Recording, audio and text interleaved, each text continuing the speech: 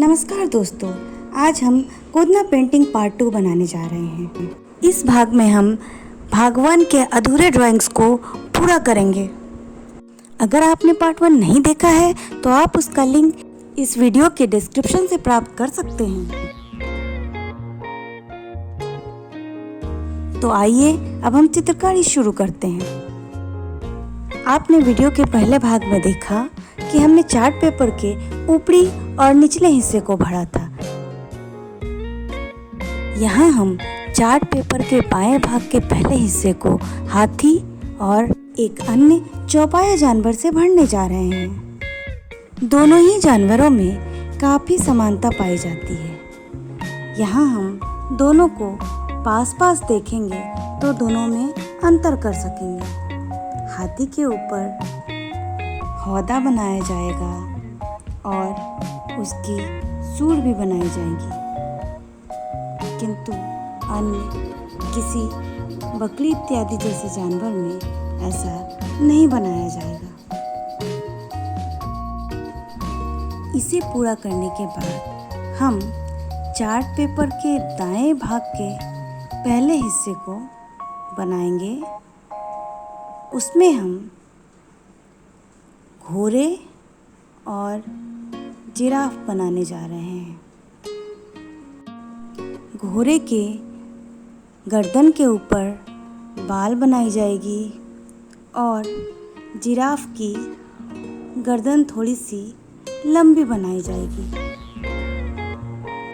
जिस प्रकार हमने चार्ट पेपर की बाईं ओर पहला, तीसरा, पांचवा और इसी प्रकार हर ऑड नंबर पे हाथी बनाया था, ठीक उसी प्रकार यहाँ हम घोड़ा बनाएंगे। अब घोड़े के निचले वाले हिस्से में हम डॉल बनाने जा रहे हैं। यहाँ हर डॉल एक दूसरे के हाथ से हाथ जोड़कर खड़ी है। गोदना चित्रकला में बनाए गए ये सारे चित्र बहुत छोटे छोटे होते हैं, इसलिए इसमें मिथिला चित्रकला के अन्य चित्रों के भांति बहुत ज़्यादा डिटेलिंग नहीं की जाती है।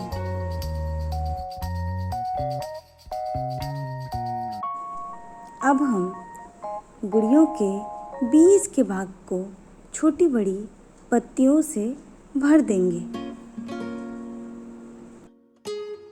चार्ट पेपर के दाईं ओर के सबसे किनारे वाले भाग में गुड़िया का चित्र बनाने के बाद अब हम चार्ट पेपर के बाईं ओर की सबसे किनारे वाले भाग में महिला और पुरुष का चित्र बनाने जा रहे हैं। यहाँ आप देखेंगे कि इन दोनों के चित्रों में भी काफ़ी समानता होती है। महिलाओं को घाघरे की तरह कपड़ा पहनाया जाता है। महिलाओं के सर पर जूड़े बनाए जाते हैं और पुरुषों के सर पर कुछ पगड़ी नुमा आकृति बनाई जाती है। साथ ही पुरुषों के कपड़े धोती की तरह दो हिस्सों में बांटकर बनाई जाती है। गोदना चित्रकला में बनाई गई सभी आकृतियाँ काफ़ी आसान होती है और देखने में वह उतनी ही खूबसूरत लगती है।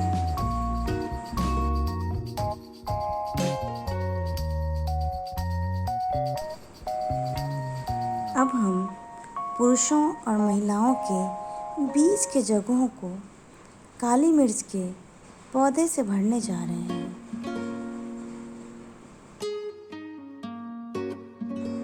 अब हम चार्ट पेपर पर बनाए गए बाहर के दो आयतों में जो कोने के भाग में कुछ हिस्से खाली रह गए हैं, उन्हें बारी बारी से भरेंगे।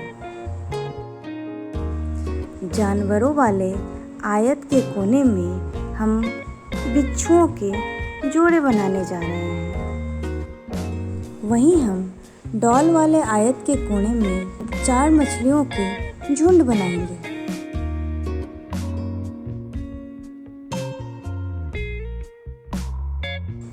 ठीक इसी प्रकार चार्ट पेपर के सभी 8 कोने में हम एक कोने में बिच्छू और दूसरे में मछलियों का झुंड बनाकर यह पूरा करेंगे। इन सभी छोटे चित्रों के आसपास जो छोटे छोटे खाली जगह बचेंगे, उन सभी खाली जगहों को हम पेड़, पौधे, पत्तियाँ, फूल इत्यादि से भरेंगे। यह हमारे चार्ट पेपर का तीसरा कोना और तोते के ऊपर नीचे कुछ डिजाइन बनाया। और अब हम चार्ट पेपर के सबसे आखिरी और चौथे कोने को भरने जा रहे हैं।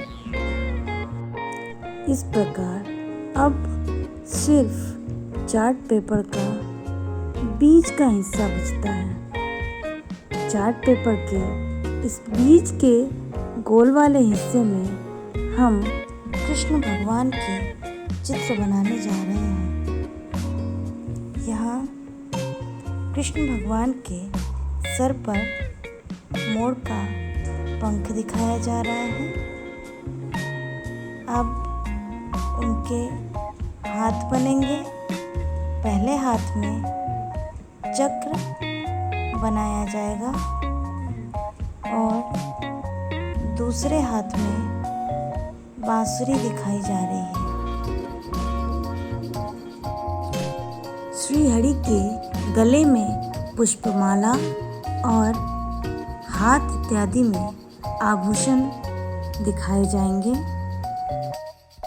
इस चित्र में कृष्ण भगवान गाय की सवारी कर रहे होंगे।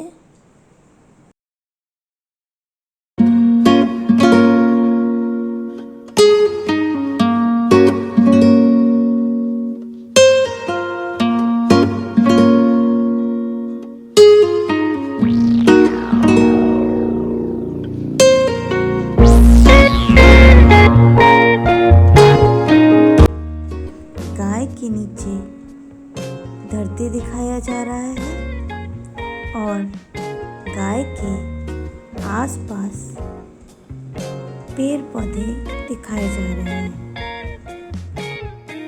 इसके साथ ही गोधना पेंटिंग के इस दूसरे भाग में हमने अपनी पेंटिंग की रूपरेखा तैयार कर ली है।